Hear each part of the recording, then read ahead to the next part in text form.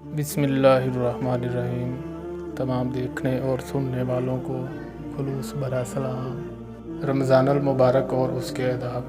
یہ جھوٹ، غیبت، گالم گلوچ جیسی تمام بری باتوں کے خلاف ڈھال ہے۔ روزہ میرے لیے ہے اور اس کا اجر بھی میں خود ہی دیتا ہوں۔ اللہ تعالیٰ قرآن کریم میں فرماتا ہے، اے ایمان والو، روزے جس طرح تم سے پہلے لوگوں پر فرض کیے گئے تھے،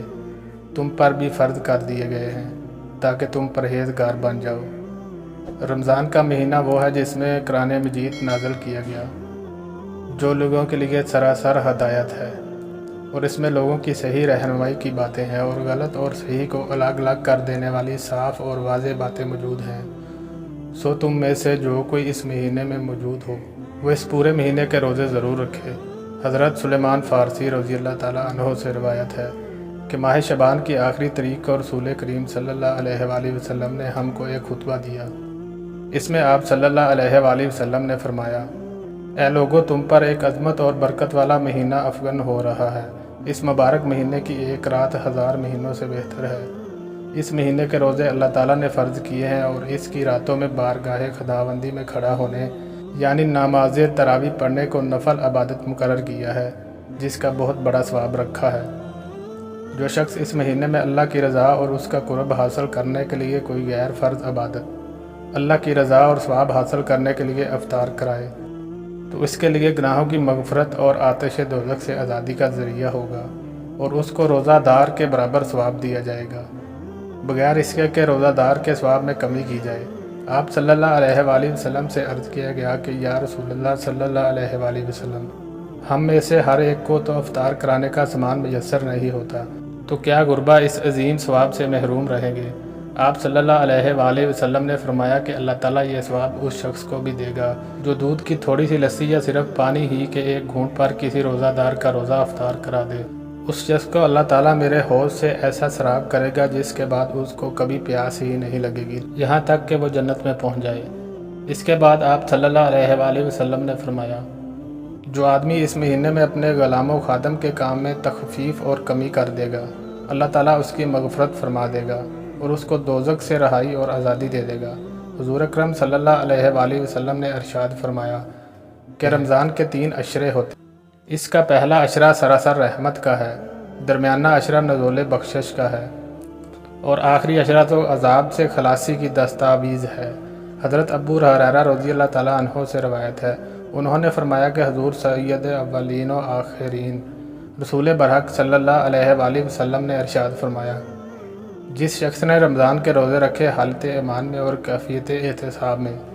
اس کے لیے اس کے پہلے گناہ معاف کر دیے جائیں گے، اور جو شخص رمضان میں عبادت میں مصروف رہے گا حالت ایمان میں اور کیفیت احتساب کے ساتھ،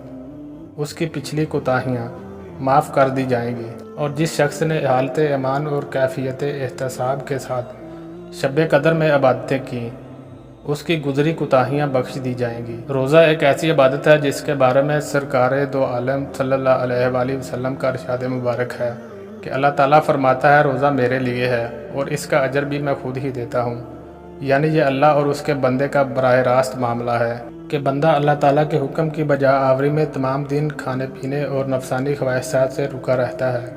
اور اس کے ان آداب کی پوری پابندی کا خیال و احساس رکھتا ہے اور ان پابندیوں کے مطابق اپنے دن رات کو گزارنے کی کاوشیں کرتا ہے، تو یقیناً اللہ تعالیٰ اس کا اجر خود ہی عطا فرمائے گا۔ ایک اور حدیث مبارکہ میں ارشاد فرمایا ہے،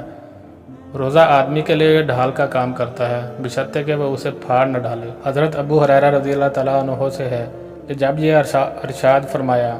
تو عرض کیا گیا، اسے کسی کے ساتھ پھاڑا جا سکتا ہے؟ ارشاد فرمایا، جھوٹ یا غیبت کے ساتھ، یعنی روزے کی حالت میں جھوٹ، غیبت، گالم گلوچ، لڑائی جھگڑا اور دوسری اس طرح کی بری چیزوں اور بری باتوں سے سختی کے ساتھ ممانعت کی گئی ہے۔ حدیث مبارک میں ہے کہ جس کسی نے روزہ کی حالت میں بری بات کہنا اور اس پر عمل کرنا نہ چھوڑا تو اللہ کو اس کے بھوکے پیاسے رہنے کی کوئی ضرورت نہیں ہے۔ اگر کوئی روزہ دار روزہ رکھنے کے بعد میں فسق و فجور، لڑائی جھگڑا، گالم گلوچ، فحش گوئی یا دوسری اس طرح کی باتوں سے نہیں رکتا، یہ اس کا روزہ ہی نہیں ہے بلکہ اس کا فاقہ بن جاتا ہے جس کا اللہ تعالیٰ کے احکام کے ساتھ کوئی تعلق نہیں ہے۔ ایک اور حدیث مبارکہ میں ہے کہ روزہ صرف کھانے پینے سے رکنے کا نام نہیں ہے، بلکہ روزہ تو لغویات اور بری باتوں سے بچنے کا نام ہے۔ حضرت عبداللہ بن مسعود رضی اللہ تعالیٰ عنہ سے روایت ہے کہ جس کے اعضاء حرام کاموں سے نہیں رکتے اس کو میری خاطر نہ کھانے اور نہ پینے کی کوئی ضرورت نہیں۔ جس طرح زبان کو فحش گوئی، غیبت اور جھوٹ سے بچانا ضروری ہے، اس طرح انسان کے دوسرے اعضاء آنکھ، کان، ناک، ہاتھ، پاؤں کو بھی برے افعال سے بچانا ضروری ہے۔ حضرت عبداللہ بن عباس رضی اللہ تعالیٰ عنہ کی بیان کردہ ایک حدیث مبارک الفاظ کچھ اس طرح ہیں کہ جب رمضان کا مہینہ آتا ہے تو رسول اللہ صلی اللہ علیہ وآلہ وسلم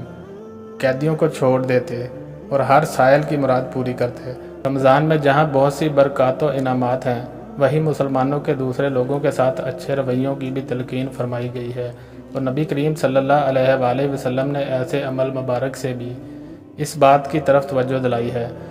گویا رمضان کا مہینہ رسول اللہ صلی اللہ علیہ وآلہ وسلم اس مہینہ میں باقی مہینوں کی نسبت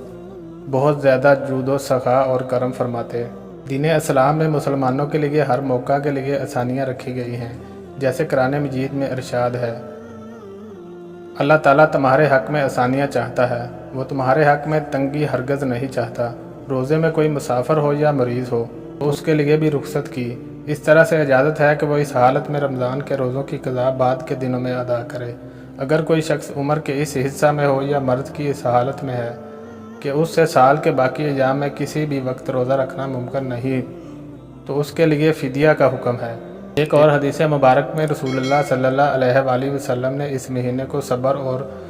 غم خواری کا مہینہ قرار دیا ہے۔ دینی اصطلاحات میں صبر کے معنی اللہ کی رضا کے لیے اپنے نفس کی خواہشوں کو دبانا اور تلخیوں اور ناگواریوں کو برداشت کرنا ہے، جس سے اس کے اندر ان غربا مساکین کی ہمدردی کا جذبہ بھی پیدا ہوتا ہے جو ناداری کی وجہ سے فاقوں پر مجبور ہو جاتے ہیں۔ اللہ تعالیٰ ہمیں تعلیمات قرآن و سنت نبوی صلی اللہ علیہ وآلہ وسلم پر پورے طریقے سے عمل کرنے کی توفیق عطا فرمائے، آمین۔